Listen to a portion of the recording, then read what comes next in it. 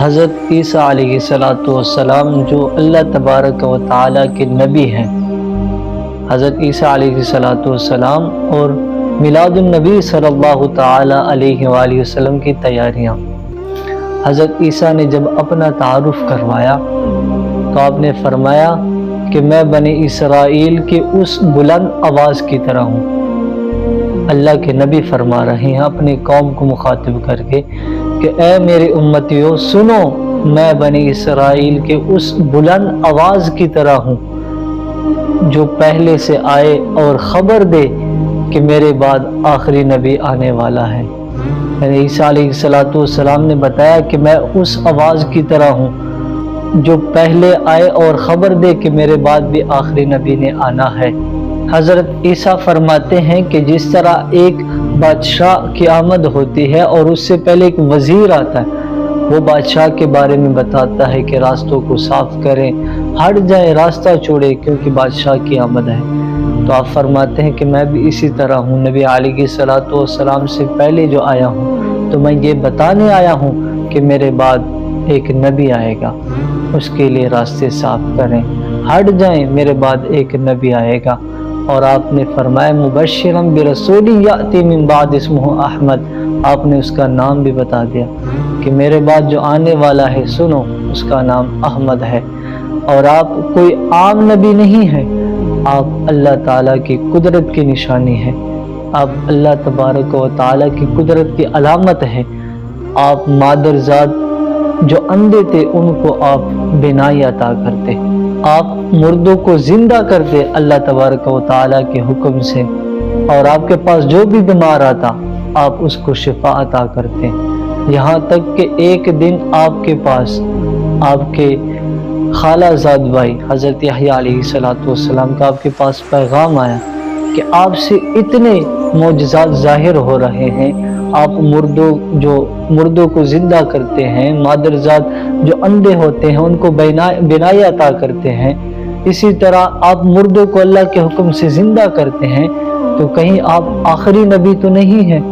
تو آپ نے پیغام بھیجوایا کہ نہیں میں آخری نبی نہیں ہوں، اگر مجھے یہ شرف حاصل ہو جائے کہ میں ان کے خدام میں شامل ہوں، یعنی ان کے جو خدمت گزار ہوں گے، اگر مجھے یہ شرف بھی حاصل ہو جائے تو یہ بھی میرے لیے اعزاز ہے۔ حضرت عیسیٰ علیہ السلام نے یہ پیغام بھجوایا۔ پھر جب حضرت یحییٰ علیہ السلام کے پاس قاصد پہنچا اور یہ خبر دی، تو پھر آپ نے اس کو حضرت عیسیٰ علیہ السلام کی طرف بھیجا اور فرمانے لگے کہ جب آپ آخری نبی نہیں ہیں تو آپ سے جو اتنے بڑے بڑے معجزات ظاہر ہو رہے ہیں کہ آپ مادرزاد اندھوں کو بینائی عطا کرتے ہیں، آپ کے پاس 70 ہزار بیمار آتے ہیں جن کو آپ اللہ کے حکم سے شفا عطا کرتے ہیں، آپ مردوں کو زندہ کرتے ہیں اللہ کے حکم سے، تو اس کی کیا وجہ ہے؟ تو آپ فرمانے لگے کہ جس طرح اگر کوئی عام شخص، مثال کے طور پر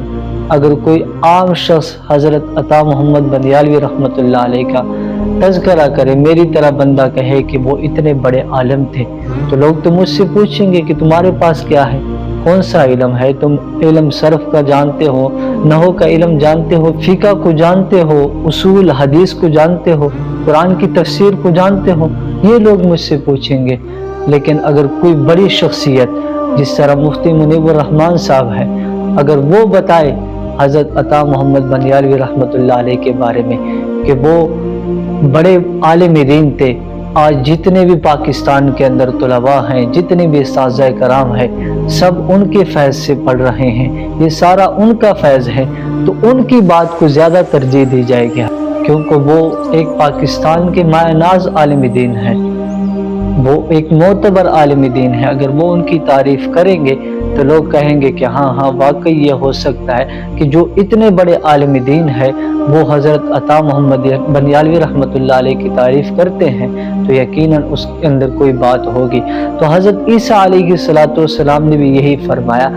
کہ اے میرے خالہ زاد بھائی حضرت یحییٰ علیہ السلام، کہ جب میرے سے معجزات ظاہر ہوتے ہیں، مجھ سے اتنے بڑے بڑے جو معجزات مجھ سے ظاہر ہوتے ہیں، تو جب میں یہ اپنے قوم کے اندر ظاہر کروں گا تو تب جو ہے میری قوم مانے گی کہ یار یہ تو خود زندہ کرتا ہے، اگر میں یہ ظاہر نہ کروں تو میری قوم کیسے مانے گی کہ اس کے پاس خود تو کچھ ہے نہیں، تو وہ جس کی تعریف کرتا ہے اس کے پاس کیا ہوگا۔ لیکن جب ان کے سامنے خود میں مردوں کو زندہ کروں گا اللہ کے حکم سے، جو مادر زاد اندھے ہیں ان کو بینائی عطا کروں گا، بیمار شفایاب ہوں گے ان کے سامنے، ان کے آنکھوں کے سامنے، تو جب میں نبی علیہ السلام کے بارے میں بتاؤں گا تو وہ یقیناً اس بات کو مانیں گے اور وہ اس بات کو سمجھ جائیں گے کہ یہ شان ہے خدمتگاروں کی، سرکار کا عالم کیا ہوگا۔